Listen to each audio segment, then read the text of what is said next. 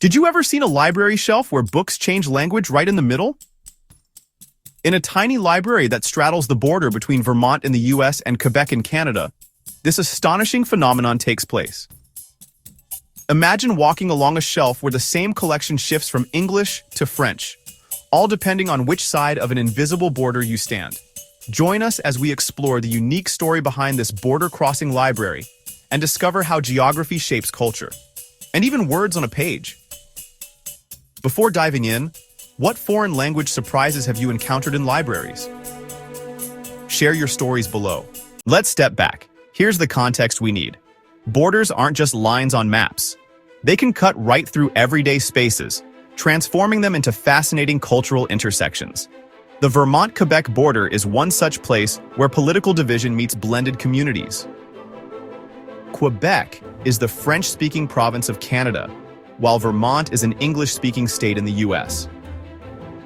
Historically, this boundary represents centuries of colonial negotiation and cultural exchange.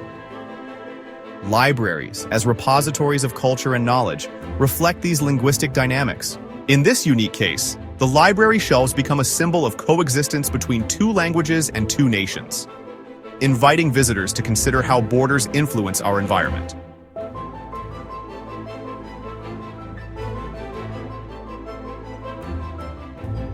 Now, the surprising place where it all happens. At the Haskell Free Library and Opera House, built in 1904, right on the international boundary, one can witness books arranged so that they transition languages mid-shelf. The building itself is a literal bridge between countries. The entrance is in the US, while part of the building extends into Canada. Inside, shelves contain English books on one side and French titles on the other, marking the invisible line running through the middle. Patrons on one side borrow books that neighbors on the other side might never read, and vice versa. This library serves the unique role of uniting two communities, despite the legal and linguistic divides. Experts call it a living symbol of international friendship, navigating practical complexities like customs and postal regulations to allow cross-border lending. So, what does this mean for borders? This linguistic split on a shelving unit challenges conventional understandings of boundaries and culture. Scholars and sociologists see the Haskell Library as a microcosm, illustrating how cultural and linguistic identities intersect and overlap.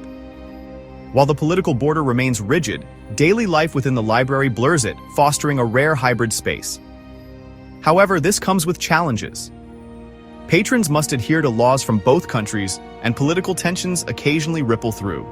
The library's existence sparks debates about sovereignty, collaboration, and the power of shared cultural spaces. Scientists who study border regions emphasize this as a prime example of how communities creatively adapt to geopolitical realities, creating a model for peaceful coexistence.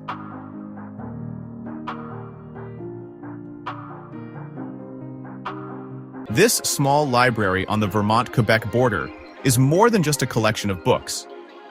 It is a testament to the power of culture to bridge divides. Books shifting language mid-shelf remind us that boundaries are often porous and human stories complex. What other places have you found where borders blend rather than separate? The next time you visit a library, consider the invisible stories and histories seated between the pages. Don't forget to like, subscribe, and leave your thoughts below as we continue uncovering geography's strangest secrets.